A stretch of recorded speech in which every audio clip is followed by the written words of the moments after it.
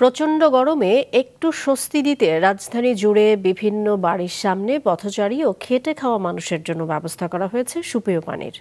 বাড়ির মালিকদের পাশাপাশি বিভিন্ন রাজনৈতিক দলও সরবরাহ করছে বিশুদ্ধ পানি ও ছাতা। আরও জানাচ্ছেন তাবাসসুম আহমেদ, ক্যামেরায় ছিলেন মাহবুব আলম জাকির। খাখা রোদ, একটু পরিশ্রমেই গলা যায় শুকিয়ে। সামান্য তেষ্টা মেটাতে এক বোতল পানিতে খরচ হয় 20 টাকা। সেই সামর্থ্য নেই এসব খেটে খাওয়া মানুষের।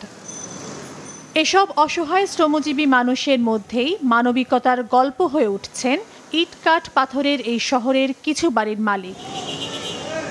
তেষ্টা মেটাতে বাড়ির সামনে ব্যবস্থা রেখেছেন বিশুদ্ধ পানির, যেখানে যত খুশি পানি পান করা যায়, চাইলে নেওয়া যায় বোতল ভরে।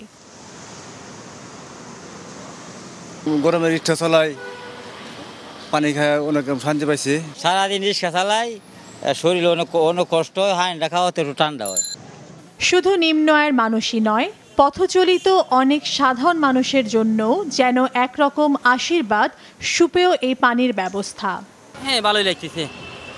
গরমের সময় পানি খেলে তো ভালো লাগে। পানি খাওয়াচ্ছে আমাদের খুব উপকার হচ্ছে। আমরা গরিব মানুষ, আমরা রাস্তায় গাড়ি চালাই, আমাদের খুবই কষ্ট।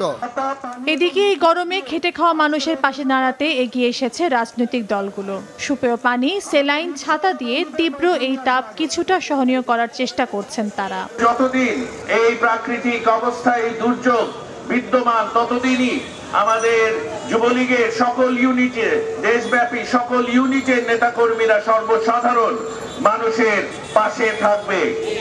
এদেশের কর্মজীবী খেটে খাওয়া মানুষেরাই আমরা বিশ্বাস করি আমাদের প্রধান শক্তির উৎস। তীব্র এই গরমে বিনামূল্যে সুপেয় পানির এই ব্যবস্থা খুব ভালো একটা উদ্যোগ বলে জানান স্বল্প আয়ের মানুষেরা। তাবাসসুম আহমেদ, মাছরাঙা সংবাদ, ঢাকা।